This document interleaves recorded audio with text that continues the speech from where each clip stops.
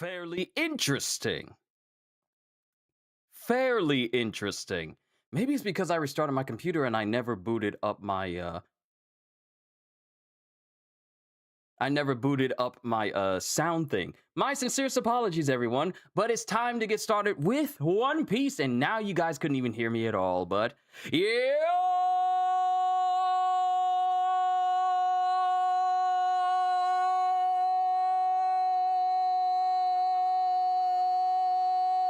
Peoples, Qushu 92 here. It's good to see every last one of you here. I had to draw out that yo because, well, I kept you guys waiting and you guys couldn't even hear me at all. Time to see what happens in the newest chapter of One Piece. We potentially have Gabin versus the King of the World, Imu, as Luffy has been pretty much impaired. And apparently from what Kratos has said, apparently we're going on break for all manga because of the Oban Festival. So after I get done with One Piece, Sakamoto Days, and Hunter x Hunter, I'll be on break next week, which is perfect. Oh, I love it when I get breaks. I love it when I get breaks, but I'm not trying to rush anything. But let's get into it. Chapter 1190. We are 10 chapters away. 10 chapters away from having 1,200 chapters of One Piece. 1,200 chapters of One Piece. And I just want to say to Fizz, Kratos, Ozzy, Kohagen, anyone else who's watching me right now, if you've been watching this channel for a minute, whether you've been here freshly new or you've been here for years, I just want to say from the bottom of my heart, thank you for sticking around. Thank you. Thank you for all the support, all the love, every method of support you've showed this channel. I just want to say thank you to all my members. Thank you to all my subscribers, all my peoples. Thank you. And if you're brand new here to the channel, I thank you for even stopping by. Let's get started with chapter 1190, Those Whose Death Brings Celebration. I already don't like the name of this title due to the fact that Gabin's face looked very shadowed over as he was clashing with Imu.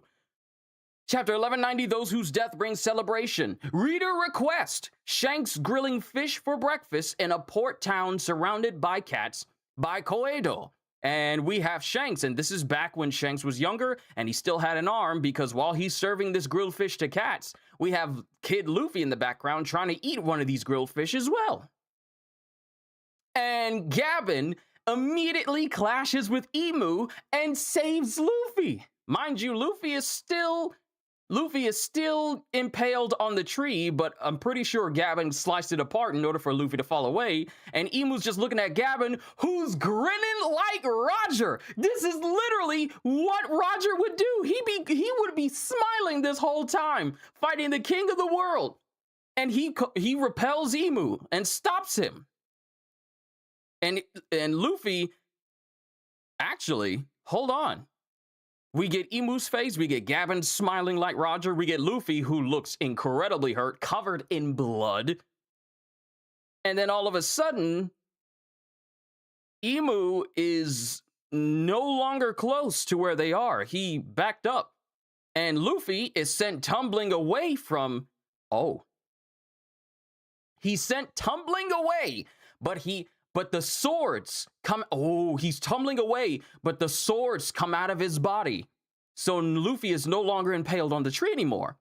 And Imu is huffing and puffing. That timer on whatever's causing him to be in this state, in this limited time in this state, it's still going. He's still huffing and puffing. And Gabin just starts spinning his axes. As Luffy lands, the swords are out of him. And he just lands with a crumbling oof. And then he's screaming out, simply because... Joga hurting. And then Imu immediately tries to swing on Gabin, and Gabin literally disappears from the middle of the blow.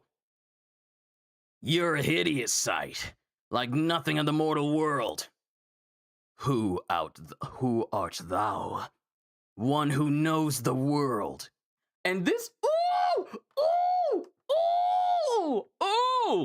Gabin's just straight up like, we know the history of the world, so we know everything. Who art thou? One who knows the world. And then Gabin lands away from Imu and just straight up turns his back. One thing I need to note is that when Gavin is in the air over Emu after dodging him, he's literally hanging onto a tree with his axe. He has it embedded in the limb, just hanging, just casually talking to him. Like a monkey. This is something Sun Wukong would do. He would just be chilling, so like, you're the king of the world, huh?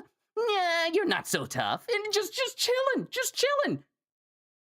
But Gavin drops down and completely turns his back and just walks over to Luffy. The same way Luffy ignored Kaido and Big Mom and walked past them in order to check on Kinemon and the rest of the Akazaya 9. He's just ignoring Emu and just going over to Luffy. And Luffy's just screaming out, "Ah!" Because, you know, he's been impaled in the chest. And Luffy's holding his body while Gavin goes, "Hey, on your feet, Straw Hat Luffy. Ah! Ow! I'm disappointed in you. Aren't you ashamed at getting saved by an injured old man like me? Your white form, Emperor of the Sea." Ow, ow, ow, ow, ow, ow. And mind you, Luffy just feels nothing but pain. Just nothing but pain, and all he can say is ow. But Gavin is literally telling him, you're at that point in your life where you need to be better than this, bruh. You're supposed to be our star player, and you're looking like a bum. I guess you ought to be doing your job. He's like, your white form, Emperor of the Sea. Ow, ow, ow, ow, ow, ow, ow, ow. Don't get full of yourself. Yeah, hey, old man, let me go. And mind you, Emu's just watching this whole conversation, puzzled. Do you want to die here? No, I'm not gonna die. Ah, let go. You're a dead man walking. It's pathetic. What happens next after you're dead? And that's when it comes to Luffy's recollection. I can't protect my friend's country. That's right. And what happens to the crew you've brought all this way? Their lives are in danger.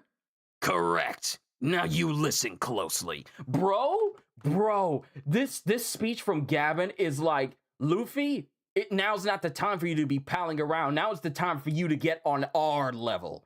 Like, he's telling Luffy, despite everything he's faced, you should not be this much of a bum if you're trying to become the next king of the pirates.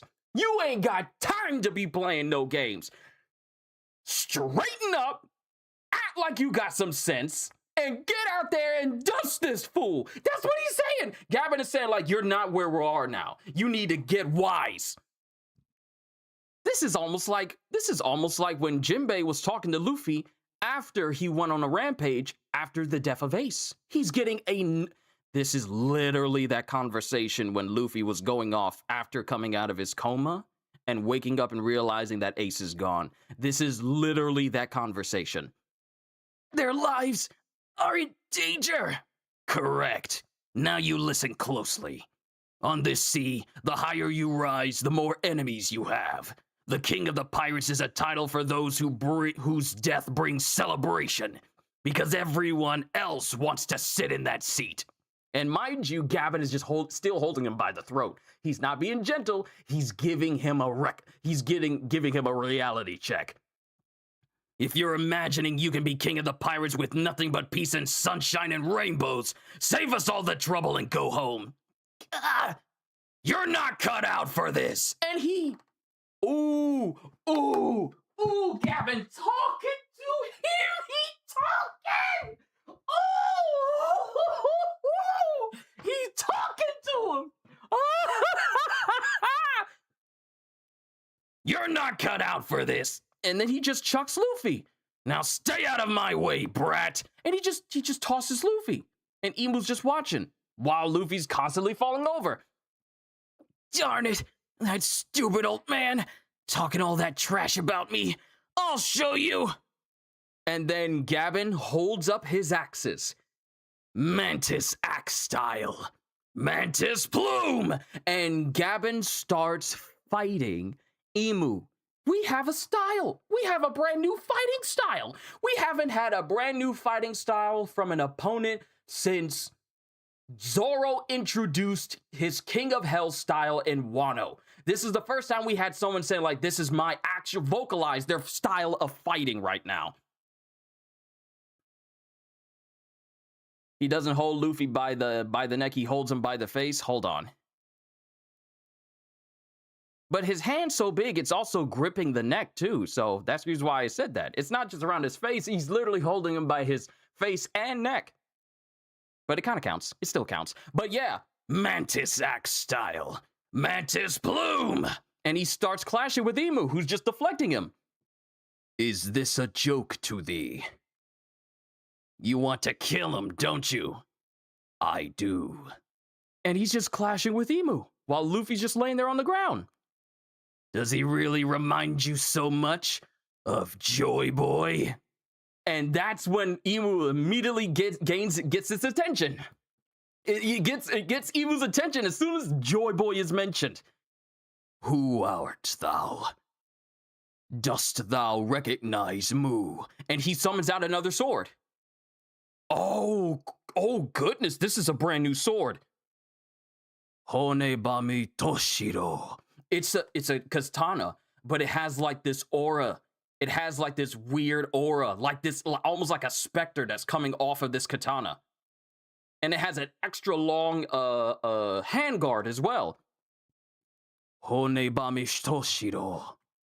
What dost thou know? And he starts using both his axe of Xingjian and the Honebami Toshiro to clash against Gabin.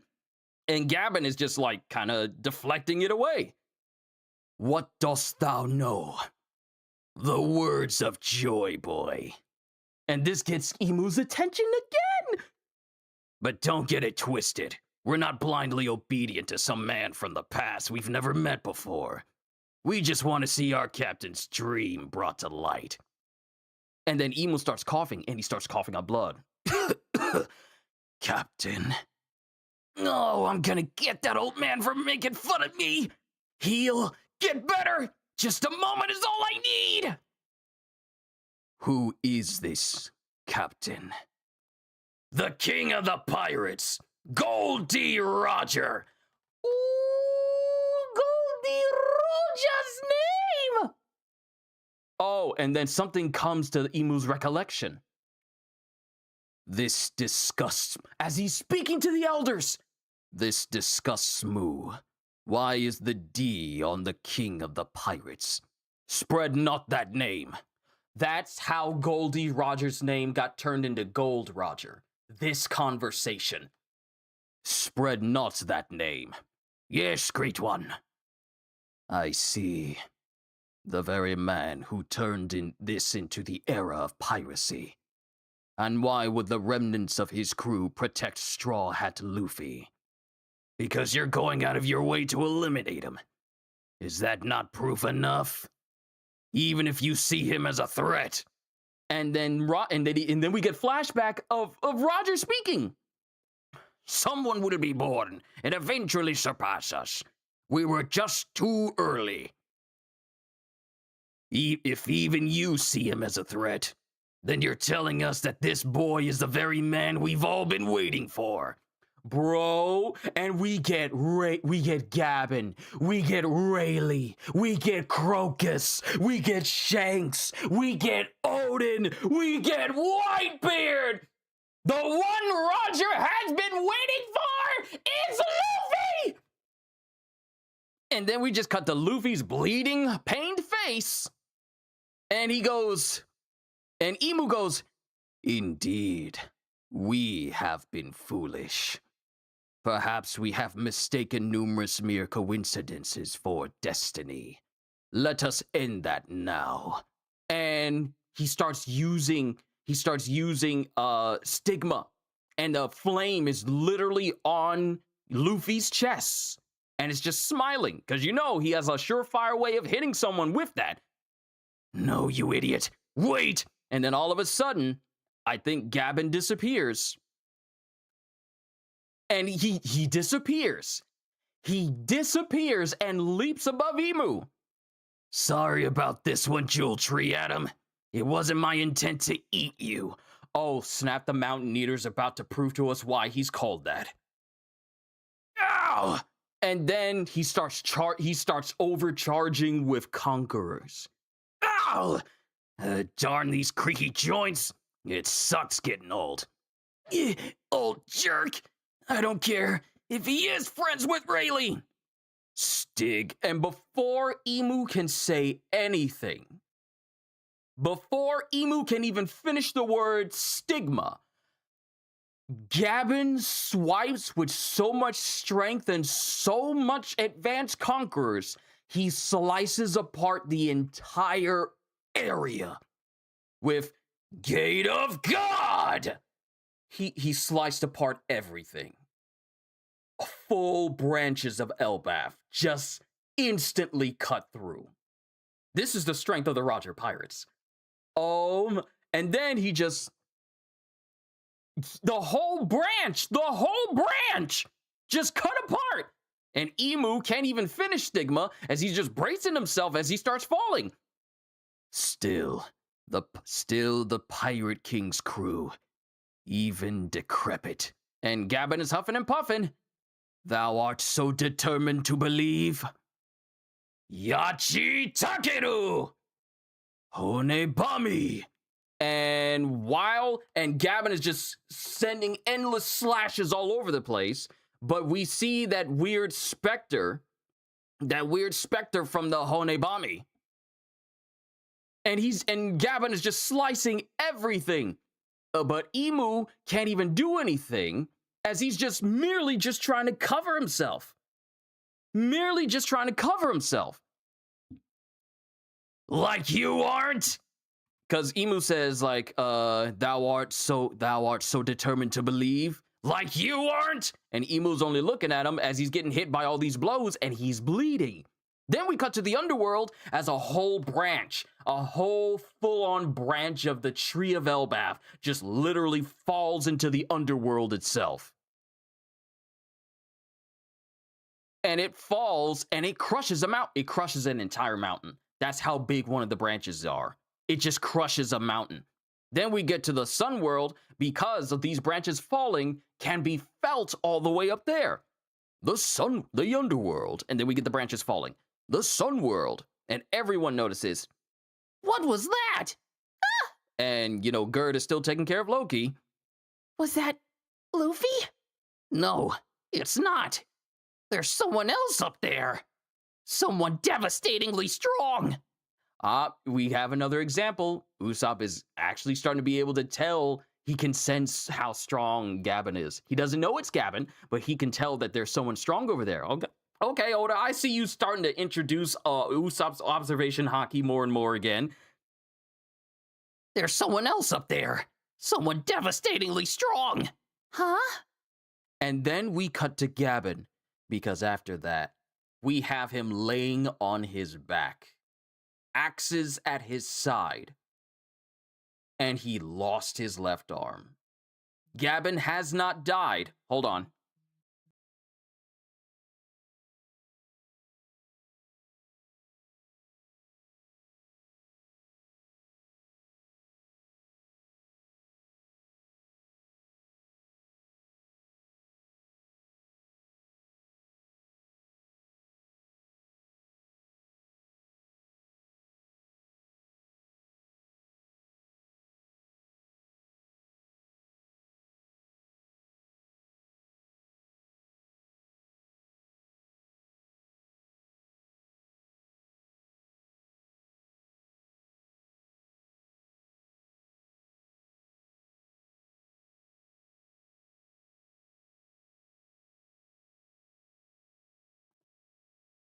But we have Gabin laying there on one of these tree stumps, completely tired, axes at his side, and he's lost an arm. And Luffy sees him and goes, huh?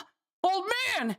But Luffy also looks like he's gained enough energy for him to stand up again because he doesn't look as devastatingly harmed as he was before. So when Emu said Honebami, that slice, because there's literally a slice sound effect right next to, in that same panel where Gabin is using Yachi Takeru, His arm got sliced in this instance. And you would be remiss if you mistaken the part of the specter that was in front of Gavin and mistaken the blood splatter that actually comes out next to the specter as well. So in this one instance, when he's unleashing all of these slashes against Emu, he also got his left arm cut as well. But yeah, we end the chapter with Gavin losing an arm. But at least he didn't die in this chapter. But he did lose a limb. I think this is the first member of the Roger Pirates to help out the Straw Hats that has actually kind of suffered a serious injury in the same instance. Because first, we had Rayleigh came in and just flexed on Kizaru.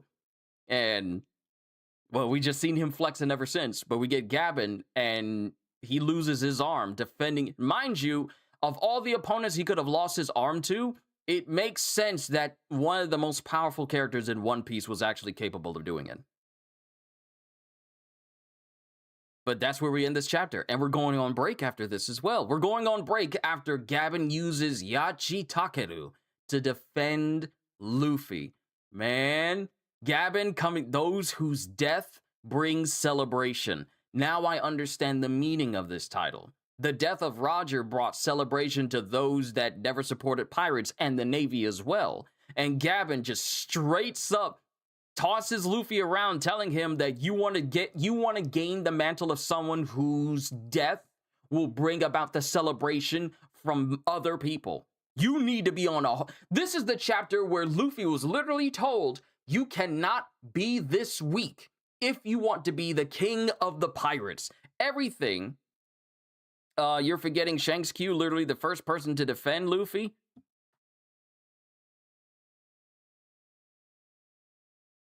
Shanks is different. Shanks is different. I don't need you reminding me about Shanks. I know about Shanks, but I'm talking about like as Luffy is set out as a pirate. You know what I mean. You know what I mean. You know what I mean. But Gavin lost an arm. But this is the chapter where Luffy got a... Here's the thing. When Luffy was getting stabbed and impaled by Emu, I was saying, wow, this is a reality check that... This was a reality check that he needed to realize that there are levels to the amount of power one can gain within One Piece, and there's levels to how powerful people are that you got to fight against. But now Gavin literally gives him that reality check that you cannot be this weak. Your white form, Emperor of the Sea, don't get full of yourself. On your feet, Straw Hat. And mind you, and the thing is, Gavin is all like, I need you to hold 1 second there, Emu. I need to have a pep talk to this person that Shanks entrusted his hat to. I need to have a pep talk. On your feet, Straw Hat Luffy. I'm disappointed in you. Aren't you ashamed at getting saved by an injured old man like me? Your white form, Emperor of the Sea. Don't get full of yourself. Do you want to die here? You are a dead man walking. It's pathetic. What happens next after you're dead? And that's when Luffy starts to realize, I can't protect my friend's country, and I can't protect my crew. Now you listen closely. On this sea, the higher you rise, the more enemies you have. The King of the Pirates is a title for those whose death brings celebration. That means you have to be so strong and so powerful that people literally wish for your death. And not just because you have a D in your name, but because you're so strong that if you die, people are going to celebrate your demise. The same way people celebrated the death of Roger at the beginning of the series. That's how strong you and powerful you need to be, to the point where the world wants you dead. Because you're that strong. And Luffy, people really only wish death on Luffy simply because he beat them. Or he foiled their plans. Or in Emu's case and the Elders, he simply has D in his name. And we can't have people with D in their name, messing things up. Gavin saying, like, it's more than just being a D. You need to be on such a level that people literally wish for your death. And you are clearly not there if you have an old man like me saving you. Man, The King of the Pirates is a title for those whose death brings celebration, because everyone else wants to sit in that seat. If you're imagining you can be King of the Pirates with nothing but peace and sunshine and rainbows, save us all the trouble and go home. You're not cut out for this. This is literally like Shang telling Mulan, "You're not suited for the rage of war, so pack up, go home, you're through. How can I make a man out of you?" This is like, be a man, you must be swift as a coursing river. Like, he's literally telling Luffy, you got to be better than this.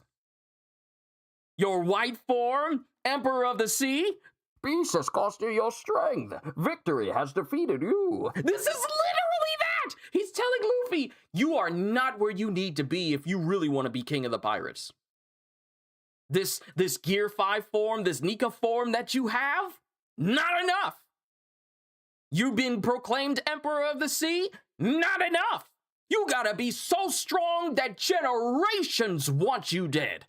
Everybody and their mama, uncle, and aunties want you dead, and you're not there. The state you're in, pathetic. You're sorry. How you gonna call yourself an Emperor of the Sea? How you gonna become the King of the Pirates when you have an old man like me saving you?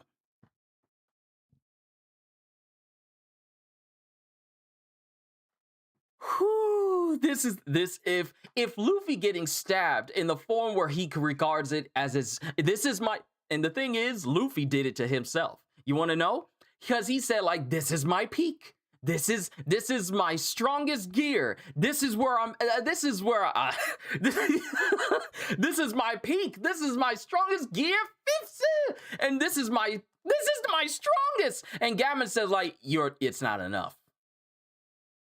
The form that defeated Kaido, the nigh invincible Kaido, on the land, across the seas, and in the air, always bet on Kaido, man who could not be killed by any means.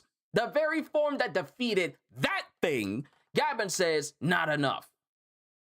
Your white form, this form you have that lets you do anything your heart desires, it's not enough. How do you look at someone who has the power to manipulate their body however their imagination wishes? You are literally only limited by your imagination, and someone says that's not enough. People can have some pretty vivid and pretty wild imaginations, and Gammon is straight up saying, like, all that you're doing, cuz, it's not enough. You got to go beyond. You got to go further beyond even your own imagination. If this ain't a pep talk, this is something I would expect from Zoro. But Zoro is not so brutal and is all like, I'm holding you by your face while you are so heavily injured that you really can't move the way you want to. And then he just chucks him through the trees. You're not cut out for this. Now stay out of my way, brat. If this isn't a good motivation for Luffy to get even stronger than before, because this is quite obvious that Luffy ain't on the Roger Pirates crew level yet. He's far from it. If someone as old as Gammon, who's like in his 70s, I believe, if he and Rayleigh are around the same age, they're in their 70s, and he's saying, like, all this youth, all this power you have, not enough. Yo, CDs! Hey, the man himself. Hey, soundproof? Yeah, I got some soundproof paneling. Now, mind you, I still got more panels that I can put up so that way it can look better. And actually help out with more sound as I record more during August and the next. But this should be the biggest wake-up call for Luffy if he's getting manhandled like this. And then Gavin's all like, you're not strong enough, so sit back and watch me. This is like Kid telling Law and Luffy during the ending of the auction house section of Sabaody, saying like, how about you kids just sit right there and watch how a real man handles things? And that caused both Luffy and Law to literally go like, I can't believe this Joker just said that. And they both rolled up too because they didn't want to be outdone. This is literally that same instance. Someone's telling Luffy like, you ain't got what it takes. Now stay out of my way. And you know how Luffy gets when he gets bought, when someone angers him? He comes back. Despite the pain he's in. And then we find out that there's a style to Gavin's fighting called Mantis Axe style. And we see all these different moves where he's clashing against Imu.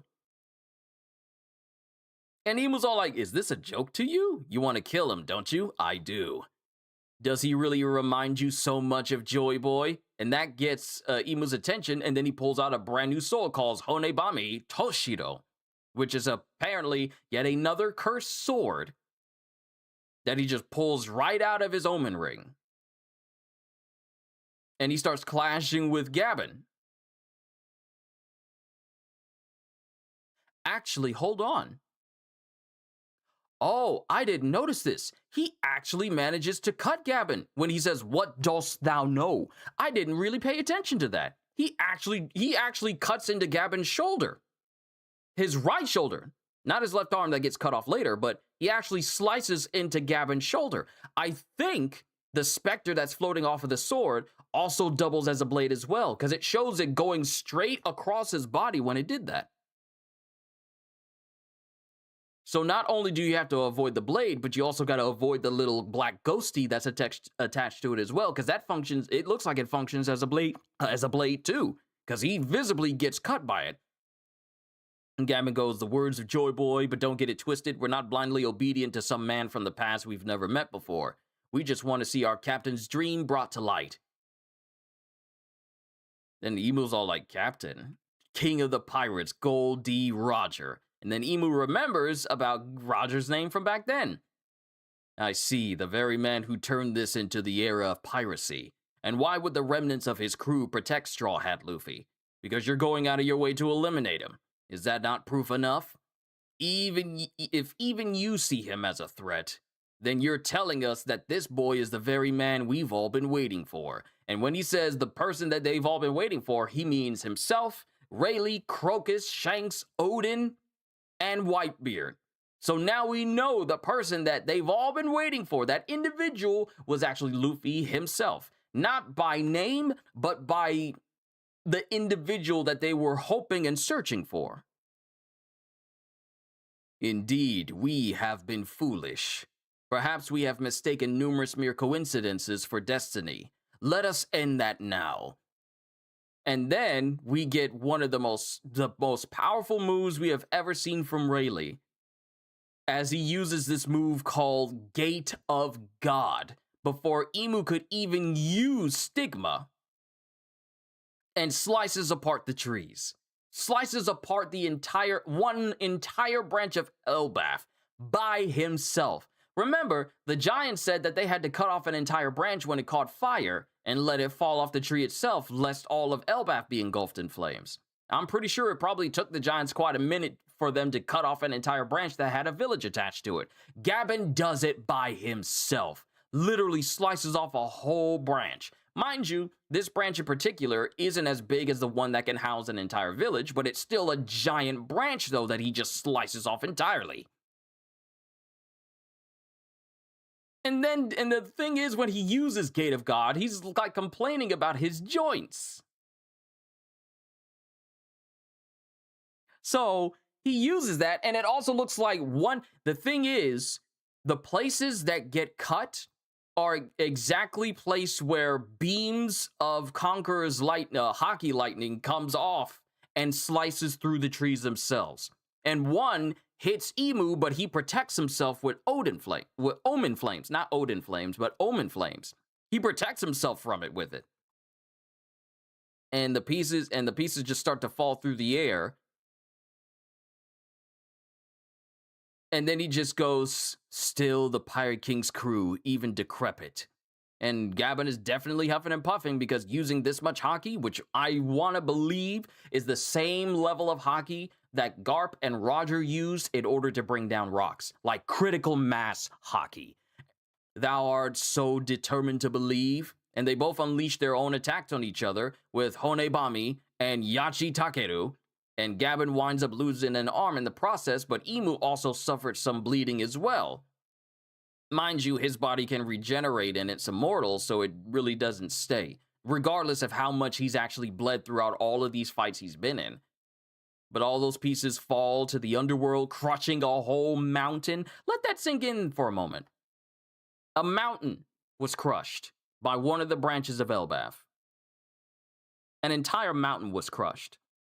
Gavin sliced apart a branch from a tree that could crush a mountain. Just easily sliced it apart. And everyone feels it. Usopp can sense that someone devastatingly strong is over there, but it's not Luffy. He can tell. And then Gavin winds up losing an arm in this clash, and Luffy can see him because it looks like Luffy has started to get up now. Because I don't see Luffy with Gavin here, but he's in a different spot, but he can tell where Gavin is, though. And that's the end of the chapter. Let me see what you guys have said, because I don't want to overlook anything you guys may have said. We see Archie. I see Archie. I see some new people in here. Let's see. Gavin literally said, "Are you an emperor or a wimp? You could be better than that." You guys have said quite a lot. My apologies. Let's see. Great to see you. This is about to be peak. Indeed it is. We got you, bro. Ladies and gentlemen, let's begin. Gavin isn't playing around. He's giving Luffy some hard truths. Take this seriously, boy, or you will lose everything you hold dear to you. This is literally Jinbei and Luffy post-Ace all over again. Either go big or go home, Luffy, if you want to be king of the pirates. Act like an emperor. Let's see. I love how Emu was just standing there watching all this unfolding before him. If I didn't know better, I would have thought Gavin was the right hand and not Rayleigh. And if you're trying to be king of the pirates, then prove it, brat. Rayleigh isn't here to hold your hand for you. Man up. Welcome back, Flair. This also reminds me of how Luffy was at one of his lowest when he felt weak to save his friends from Kuma and Kizaru and Sabaody. The whole "I need to protect my friends" thing. Honebami is an actual sword. I love Oda so much. He can somehow show love to past works of others, mythos, and even real-life things without it looking like it's just added there for the sake of it. That's the reason why we call, one of the many reasons why we call him Goda. Because when he had references to real-life people, other types of fiction, and mythologies and different religions, he does it tastefully. He doesn't do it in an egregious way that feels like, wow, this feels really out of place. This doesn't make sense.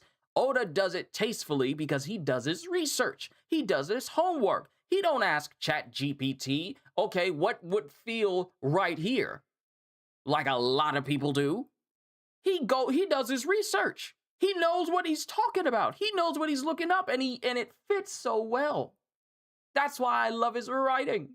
And I'm not saying this because I'm just like a big, massive fanboy. I'm saying this as a person that has seen poor works done in manga before. And Oda is a good example of how to do it right.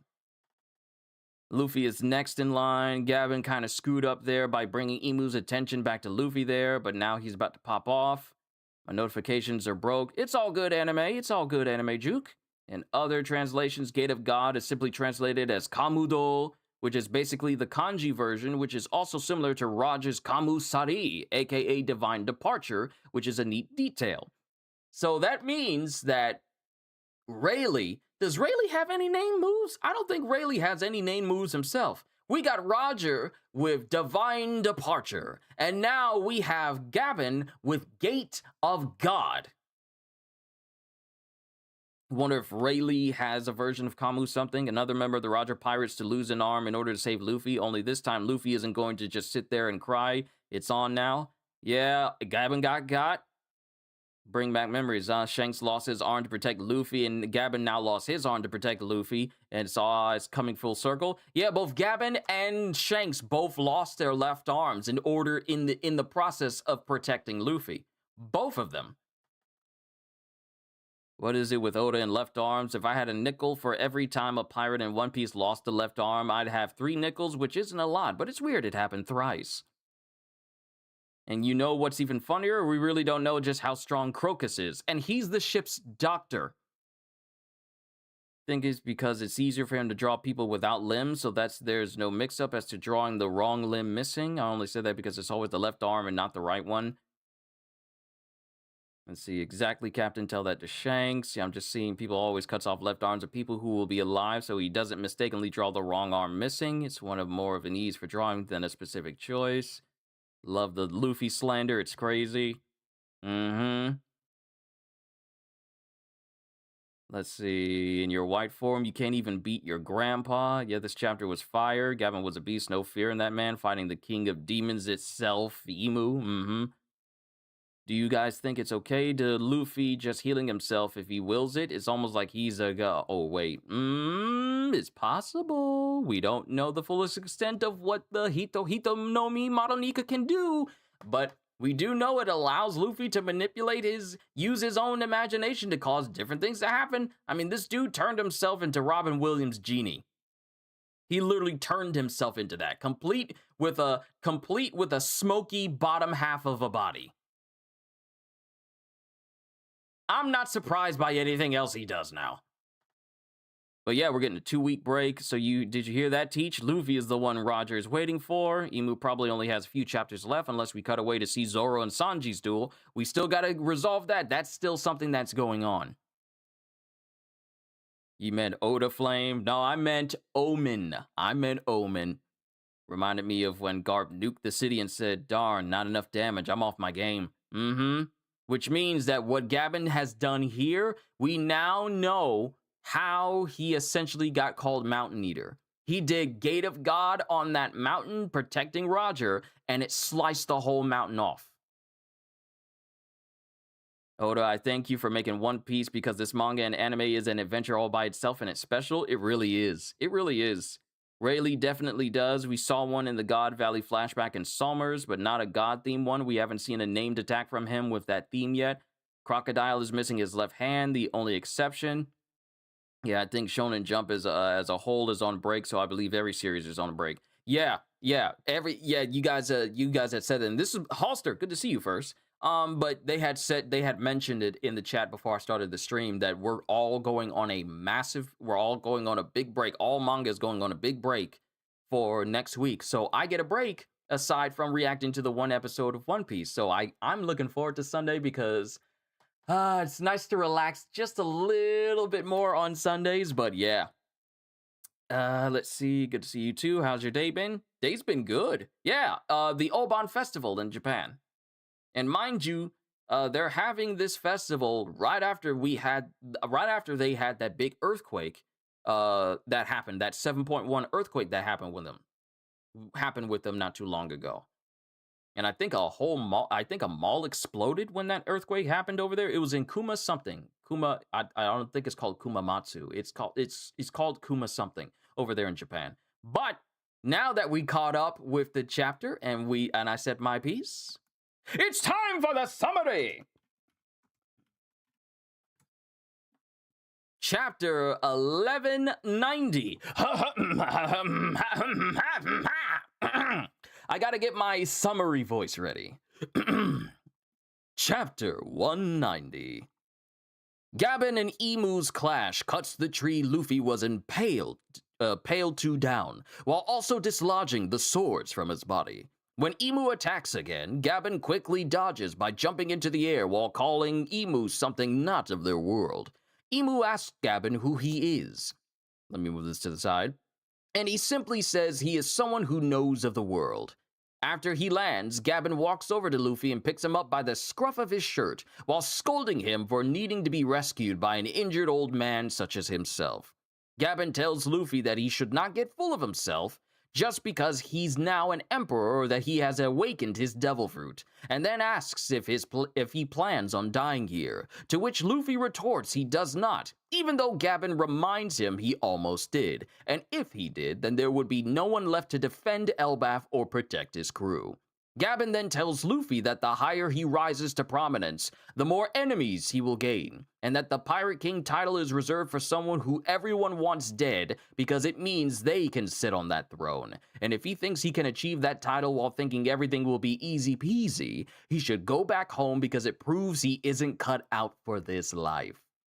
After that, Gabin then chucks Luffy so he can fight Imu more easily.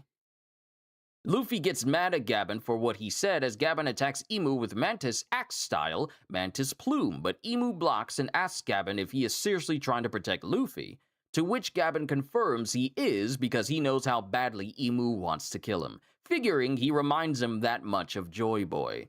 Imu asks Gabin once again who he is as he summons another sword from his omen called Hone Bami Toshiro, and demands to know what he exactly knows regarding him and the world. Gabin simply says he knows the words of Joy Boy, but he informs Imu he has no intention of following said words of a man he knows nothing about. His motivation is to see his captain's dream come true. Imu asks who this captain is, and Gabin tells him it is Roger. Hearing his name, Imu thinks back to when he ordered Roger's name to be changed after he became the Pirate King, and he demands to know why a member of that long-defunct pirate crew is protecting Luffy. Gabin states that Imu's attempt to kill him is all the answer he can give, because if Imu sees him as a threat, then it proves what Roger said long ago about how they were too early. That Luffy is the one person that he and several other big shots have been waiting for all this time. Imu admits this to be true, and how foolish he was for mistake numerous coincidences for destiny, and he prepares to kill Luffy once again with stigma. Seeing this, Gabin jumps back into the air and apologizes to Treasure Tree Adam for what he is about to do, and complain about how old he's getting when his joints hurt from jumping. Just as Imu is about to launch his attack, Gabin unleashes a powerful attack of his own called Kamudo, unleashing a blast of Supreme King Haki so powerful, Imu is forced to block with both the axe of Xingtian and Honebami Toshido. The attack also slicing the branch he was standing on to pieces. Imu asks Gabin if he is so insistent in believing in Luffy, but Gabin retorts that Imu is similar in that regard, as he unleashes a flurry of axe strikes that further chop up the branch, causing it to fall down into the underworld. When Luffy looks down, he is shocked to see Gabin lying on the ground with his left arm having been severed. And there are no chapter notes because they have not been updated as such.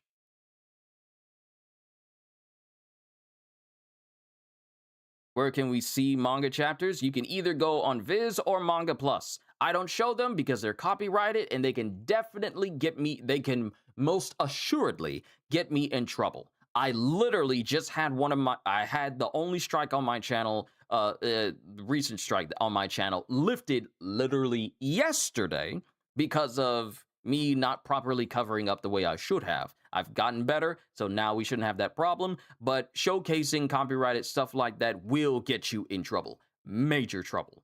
I don't care how many people you see looking at it on YouTube, I am not putting myself in that crossfire. So there are plenty of places for you to go if you want to see the manga chapters, but it won't be here on this channel. Definitely would love to go to Japan one day. It's a beautiful country. I would like to as well.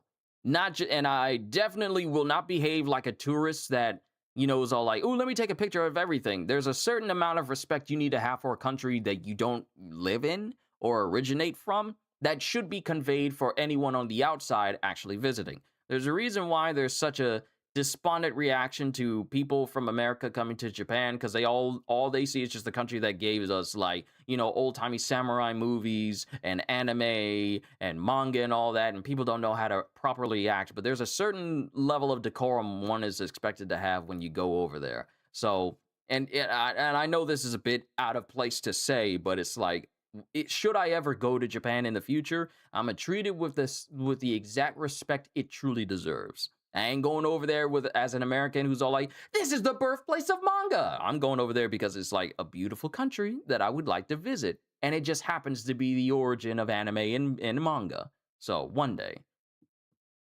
You might just say that because Imu's old, but if there's someone who knows Imu's past, it's him. So Imu says, you might be old, but still you're the Pirate King's crew to Gabin. And he replies, like you aren't.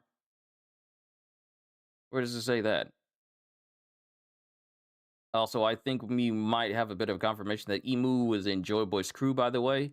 Imu says, you might be old, but still you are the Pirate King's crew to Gabin, and he replies, like you aren't. But if you're going off of a wholly different translation, it's very easy to see a different type of translation and be all like, oh, so that's what that means, but those aren't official translations. That's where that kind of disconnect happens from time to time. Some people read the official release, other people read early scans that are just merely translated just word for word, and that might not be the exact message that is being conveyed, regardless of how good it may sound. So one should be careful. Japan is one of the countries I would love to visit as well. Plus, most Americans act all arrogant. Yeah, yeah.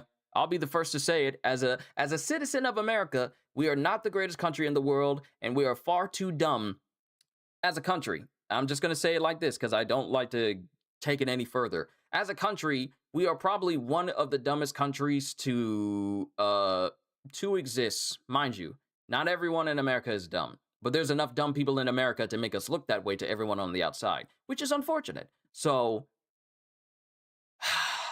and I say it like Mike Tyson did. Too many people have gotten so used to saying and behaving however they wanted and not getting punched in the face for it. And then when it happens, they all like, but I didn't do anything wrong. How dare you be rude to me? So yeah. Even in the official translations, it's still the Pirate King's crew, even decrepit.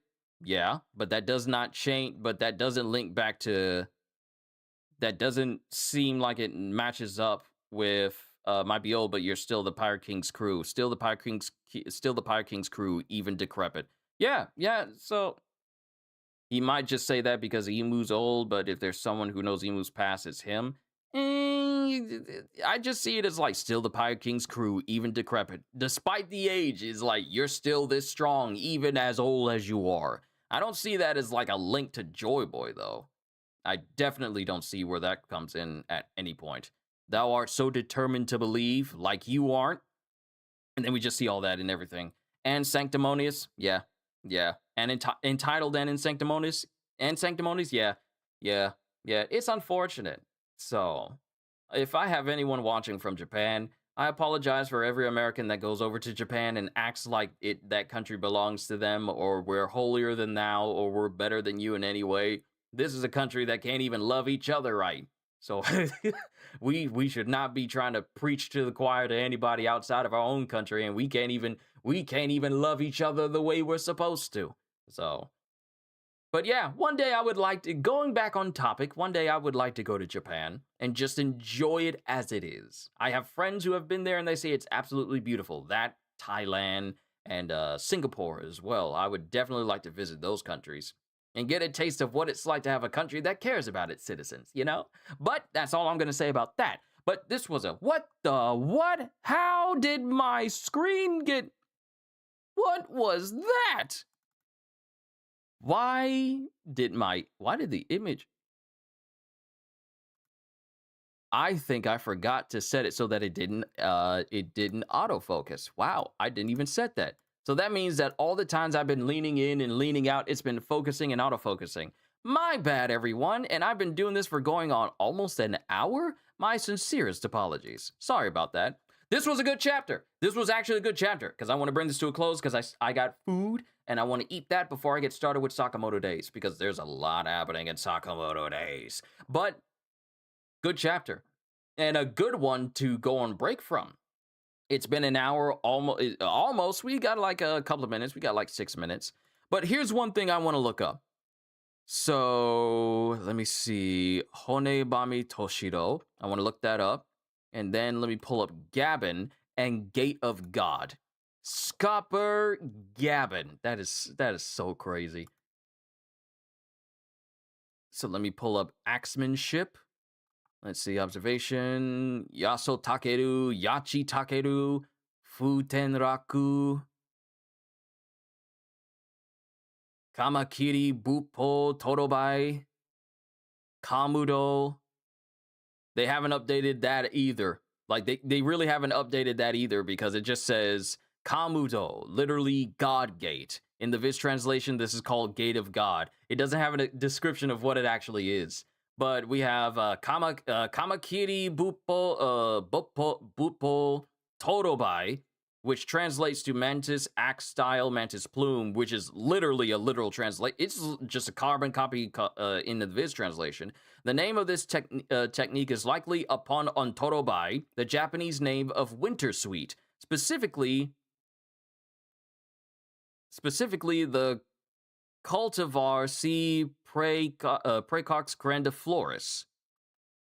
And if I look up Wintersweet, it is a species of flowering plant in the genus Chimonanthus of the family these names. I'll probably have them. It's a plant that's native to China. It is known as lame in Chinese. It is also grown in Iran, where it is called goli yak, or ice flower in Persian. It's a vigorous, deciduous shrub. What does it represent? It's a common motif in traditional Persian poetry, literature, and music. A more modern example in Persian music is Korosh Yagme Gole Yak, which is the debut solo studio album of Iranian singer, songwriter, and guitarist Korush Yagme. So, wow, there's a lot of references in here. Oh, to be doing all of this.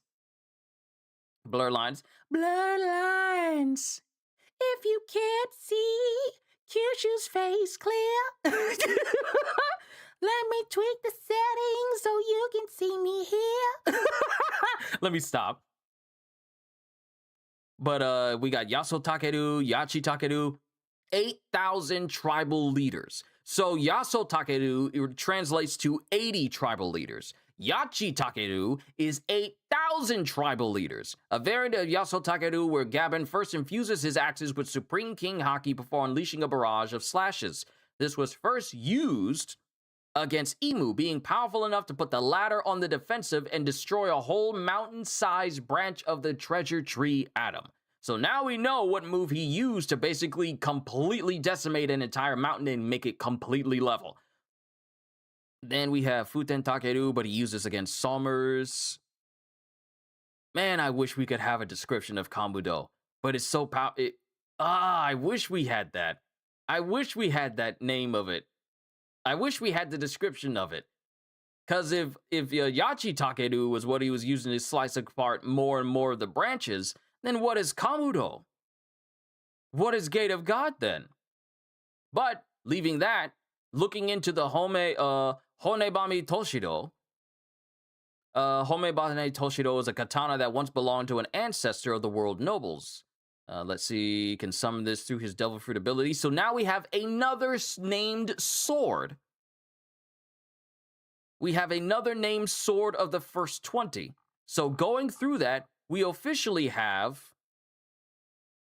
Gram, Longinus, Bohu, Tohu, Fragarok, Axe of Xingtian, Nemesis, Stigma, Muramasa, and now Honebami Toshido. That leaves 1, 2, 3, 4, 5, 6, 7, 8, 9, 10, meaning that there are 9 more weapons that have not been named. We have 9 more. The fact that we got 10 names. And once again, wondering which weapon belongs to which families we haven't been introduced to. 100 times more powerful than the one he used against Luffy is crazy. Yeah, because the one he was using against Zoro and Luffy didn't even have any haki in it. It's just basic slashes for Gaben, but Gaben using Yachi Takeru. That's far stronger, 100 times stronger than what he was using because it's infused with Conquerors. But going back to the Honebami, let's see, is a large katana. The Shinogi-ji, half of its blade is black and transitions into a pattern of wavy lines on the Hiraji like a Durasteel. Damascus, not Durasteel, but Damascus. Durasteel belongs to a different series. But like Damascus, a lot of these swords have Damascus steel-like lines on them. The open work guard consists of a rim shaped like an undulating snake eating its own tail. It's an Ouroboros. It's an Ouroboros blade. Oh, that's crazy. It's an Ouroboros blade. Connected by spokes to the center, and the sword's hilt is light-colored. When summoned by Imu, the sword features a demonic head made of omen fire with a snake-like tail wound around the blade. As one of the relic weapons of the creators of the world government, Honegami holds legendary status among celestial dragons. Emu can summon the sword to himself at will using Omen, and the slate-like Omen flame attached to it can move and attack in tandem with the blade. See? Using its fanged mouth to assail and bite the enemy. Onegami can spawn at least 2 of these Omen snakes at once. So not only do you have to worry about the blade itself, but you also have to worry about literally these Omen Uroboros snakes coming out of the blade that can attack you at the same time. Yo, that's the same thing Luffy says against Kizaru at Egghead as well. I'm 100 times more powerful than before. This power scaling is kind of crazy. You're telling me Luffy has to grow 100 times more powerful again? That's what Gavin is saying. What he's using against Emu, it's enough to put Emu on the defensive. Luffy's not there yet, meaning Luffy has to get even stronger than where he is. And this is the same Luffy that was able to clash against Kizaru, the fastest man in the world, because he can turn into literal light. Now you're telling us that Luffy has to get way stronger than even that, to the point where he can trivialize Admiral level people. He has to be on Emu's level. And it just puts into perspective, and I said this in the last chapter, what level was Joy Boy at for Emu to say Joy Boy was not this weak? How strong was Joy Boy to the point where Emu literally had to roll up with a whole several kingdoms, tons of kingdoms worth of people to clash against Joy Boy and his group? How strong was Joy Boy for just his mere haki to put Emu on his knees? It just means that Luffy is nowhere near. Joy Boy level is now the level to be. That's the top of the line. That's the level of strength that we're at right now. Sure, we had Whitebeard. Sure, we had Roger. But Joy Boy is in a league all of his own where his haki, 800 years after Joy Boy has died, is still enough to put Emu on his knees.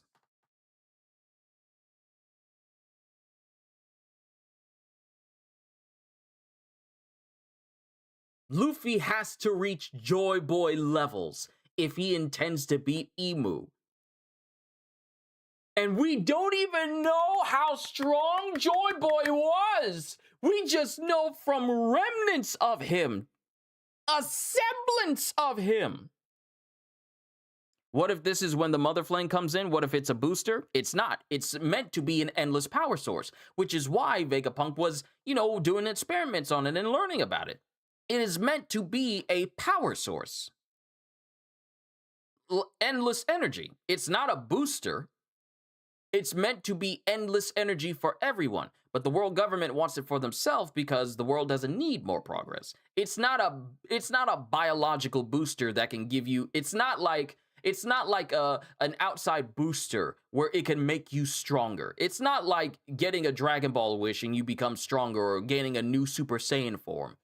It is literally an eternal power source that Vegapunk was investigating in order to find out how to make unlimited energy for any and everything. So unfortunately, the Mother Flame isn't going to play that sort of way, because it's meant to be an endless flame, an eternal flame. Is it like the live stream energy in Final Fantasy VII? No. As far as we know, no. Because we've never heard anything about, like, the memories of the world are sealed inside of the Mother Flame. We just know that the Mother Flame itself is like endless energy. It's essentially endless energy. But let me read this thing about the Honebami. The sword is named after Honebami Toshido, literally Bone Eater, made by Toshido, a Japanese Kamakura period blade attributed to the famed smith Toshido Awataguchi Yoshimitsu, originally forged as a naginata and later reworked into a wakizashi, short sword. Today held as an important cultural property by Kyoto's Toyokuni Shrine, the sword gained its name from the folklore surrounding it, per different accounts. Honebami was said to easily sever or outright crush bones as if devouring them. And we see that it holds true to its name by straight up easily severing Gaben's arm at the end of this chapter. So it holds true to its name, Bone Eater. The Mountain Eater suffered at the hands of the Bone Eater. Meaning that Luffy will have to train so hard that when he finally goes up against Teach, it won't even be a challenge. Let's face it, Emu is the end game. That's the reason why I've been saying that. As strong as Blackbeard is, and as powerful as he is, and as cunning as he is, Emu truly is the person to beat. Because if you beat Emu, then who's stronger than Emu? Mind you, I'm not trying to dismiss Blackbeard at all, but when it comes to power, we've seen way more variety and way more versatility and way more power scaling when it came to Emu's abilities due to everything that he can do. Emu is that bar to beat. Joy Boy is that bar to reach in terms of just strength in general. Mind you, in terms of, recent history, Roger was the person. But Joy Boy, in the grand scheme of things, as we witness Emu's strength, we see that Joy Boy is the person whose strength you need to get to. And this chapter basically just told us that where Luffy's at right now, after everything we witnessed him do near the end of Wano, beating Kaido, gaining more versatility with his form, just easily trouncing Lucci, and then clashing evenly with Kizaru.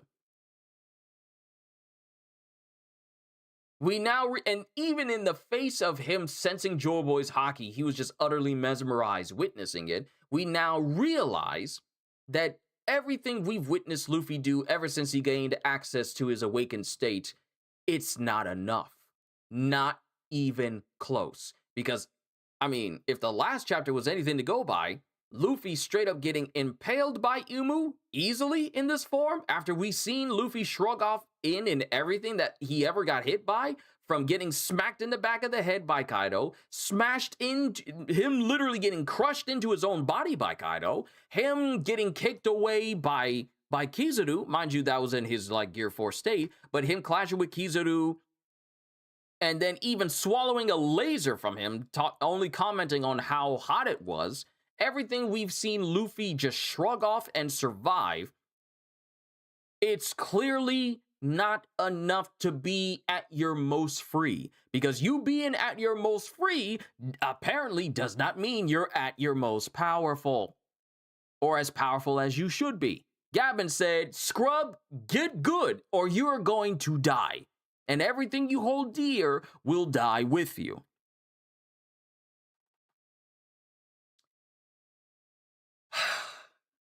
We've already reached an hour, and I got to eat my food because it's been quite a while since it's been sitting in the man cave with my dad.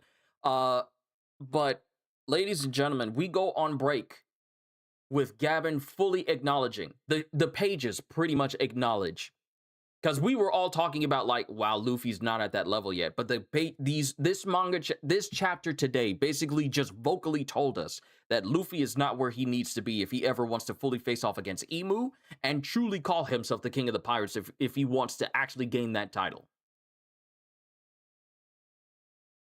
Luffy is too weak to be the King of the Pirates.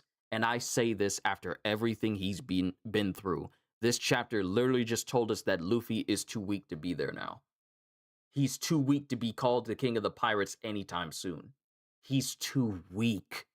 After everything we've witnessed, Luffy is still too weak. And that's saying something. Gaben literally just said, "You're too weak." If you're too weak to be able to defend yourself and not have an old man come and bail you out, then pack up your bags and go home because you're not cut out for this life. This chapter just said that Luffy is too weak if he can't even save himself right now.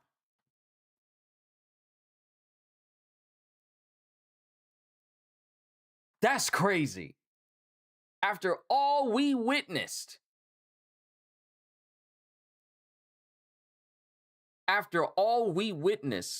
Oda literally just told everyone that Luffy is too weak to call himself an actual threat to Emu right now. That's crazy. Luffy has a long yeah. Let me see what you guys are saying. Now, somehow Blackbeard was able to take over Emu's power, then we're in a bit of trouble. We've no clue how Blackbeard got Whitebeard's devil fruit. Maybe Dark Dart fruit is capable of doing it. We don't. That's one of the biggest mysteries of One Piece, aside from the true nature of the Void Century and what the Will of D means. The how Blackbeard was able to get his hands on that devil fruit is literally one of the biggest mysteries. So I hope we learn it one day. We all know that Teach is a monster, but Emu is on a whole nother level. Yeah. This is like fighting. This is like Trevor Belmont fighting regular vampires and then fighting Dracula, who has not drank blood ever since he lost his wife during the Netflix series, and he was still able to basically manhandle every single person who fought against him. That was a weak Dracula. Can you imagine peak Dracula? Blackbeard is a monster, though. Blackbeard is a monster, though. Trust me, I understand Blackbeard definitely is a monster. We only got two people who Shanks said to be careful about. One is Emu and the other is Blackbeard, and he asked Whitebeard to be careful of Teach. Literally Whitebeard. But remember that Whitebeard was knocking on death's door when Teach and his crew attacked him. Yeah, because despite everything that Blackbeard was doing, Blackbeard decided to be cheap and have his own people just jump him. And Blackbeard knew he was on his way out, which is why he didn't allow even someone like Marco to aid him, because he knew it was going to be the end for him then. So he wanted to give his sons an out. But Blackbeard, I'm not dismissing Blackbeard. So let's not have that be a confusion here. I couldn't even find my own word. But let's not have it be confused that Blackbeard is not a big of a threat as Emu. It's just that Emu is showing so much power right now that he is the bar to reach at this time. Because we still don't know what Blackbeard is doing in his own spare time. We don't know what he's doing or anything of that nature.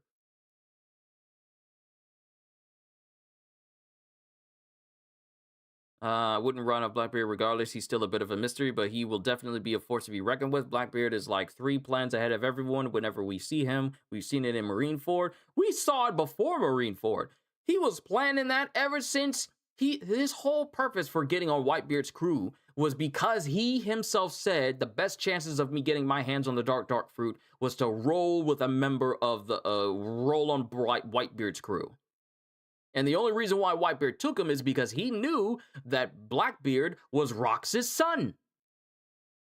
And Blackbeard just bided his time. He didn't gain any notoriety for himself. He never gained a bounty. He just kept to himself because he knew being on Whitebeard's ship would be the best chance of him getting that power. And when someone else got that fruit before it could be eaten, he was all like, I found what I needed. Time to kill that person and take it for myself. And he dipped. And then he started making his own plans. Let's see, I'm about to say something stupid.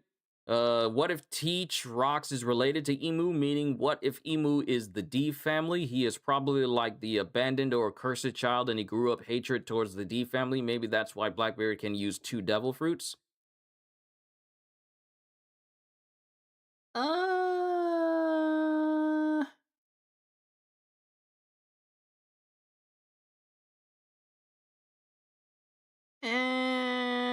I don't know. That seems a really, really obscure. Because on one side, one could say, like, he wants to wipe away the family that ostracized him, but I don't see Emu as a member of the D, though. I just can't honestly see it. Because then you introduce that whole can of worms of like why he's trying to wipe out his entire clan. If he was born a D, why is he trying to kill them all so that he can be the only one, or because of some other reason? Then you have to introduce anything.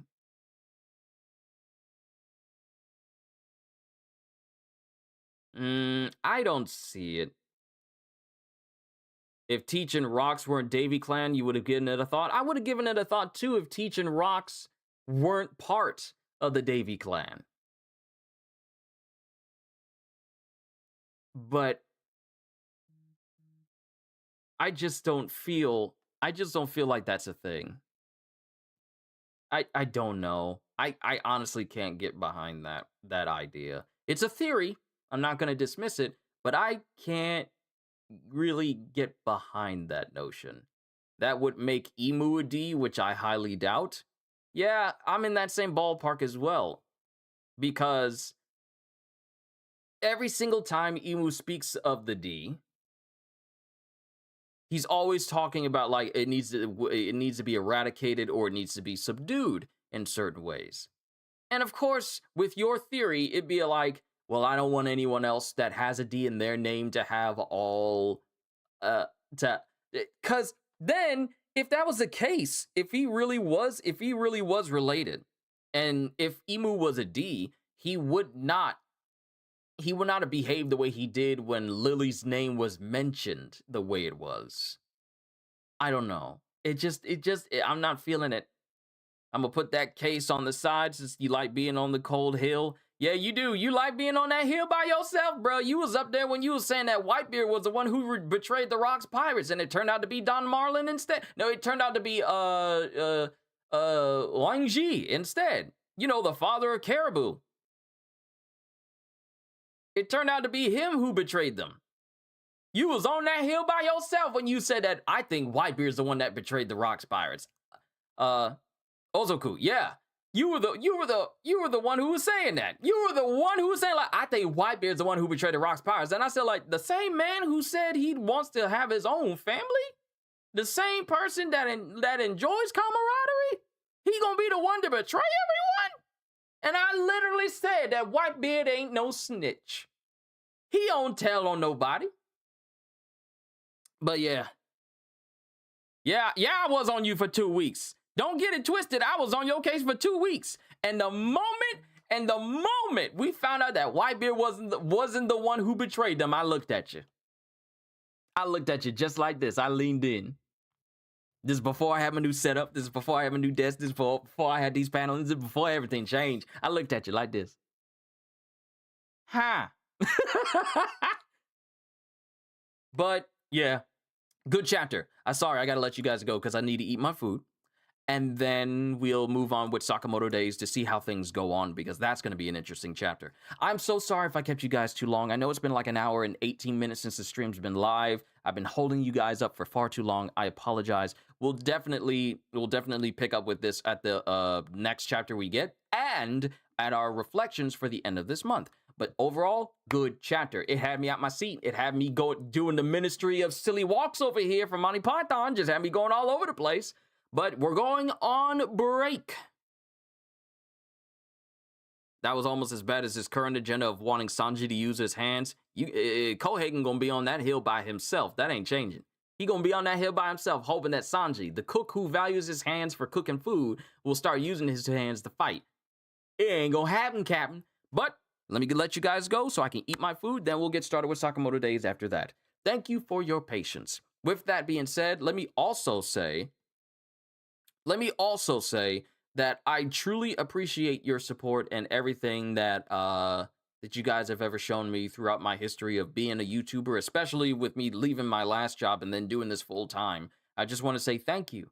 Thank you for joining me on this journey as we continue to grow bigger and bigger, and we have.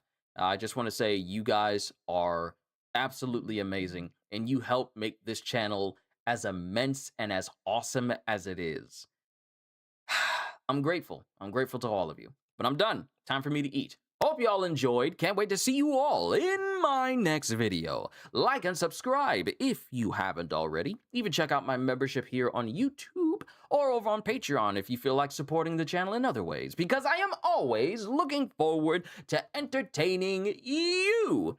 And because I know you're coming back anyway. Have a fantastic day, and once again, as always,